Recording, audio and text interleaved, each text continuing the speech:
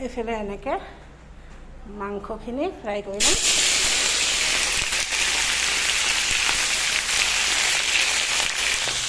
মাংসখিনি ফ্ৰাই কৰি ল'লে মানে চব্জিখিনি অকণমান খাবলৈ ভাল লাগে আৰু সেইকাৰণে মই ফ্ৰাই কৰি পিনে বনাওঁ। আপোনালোকে কেনেকৈ বনাই বাৰু?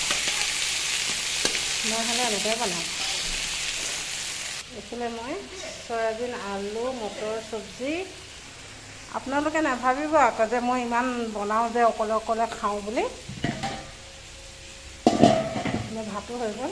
তাৰপৰা এইফালে মাংসখিনি ফ্ৰাই হ'লে মানে গ্ৰেভি বনাম। এইফালে মই বিলাহী পেষ্ট কৰি ল'লোঁ। তাৰপৰা এইফালে পিঁয়াজ কাটি থৈ দিছোঁ। এইফালে আদা নহৰুকণ পিচি ল'লোঁ। এয়া ভালকৈ চাওক। এইফালে মোৰ মাংসখিনি ফ্ৰাই হৈ গ'ল।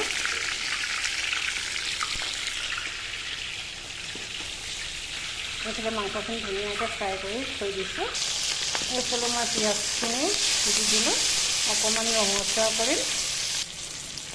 পিঁয়াজখিনি ৰঙচুৱা হৈ গ'ল। তাৰপৰা মই মছলা দি দিলোঁ। মোৰ মছলাখিনি হৈ গ'ল। তাৰপৰা ইয়াত পিচি থোৱা বিলাহী ইয়াত ৰোষ্ট কৰি দিলোঁ।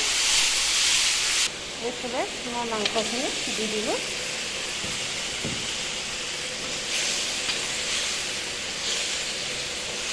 লাইট নাই, আজি আন্ধাৰ। এইফালে মোৰ মাংস হৈ গ'ল। আপোনালোকক যদি ভাল লাগে এটা লাইক কমেণ্ট কৰি দিব দেই। বাই বাই আজিলৈ।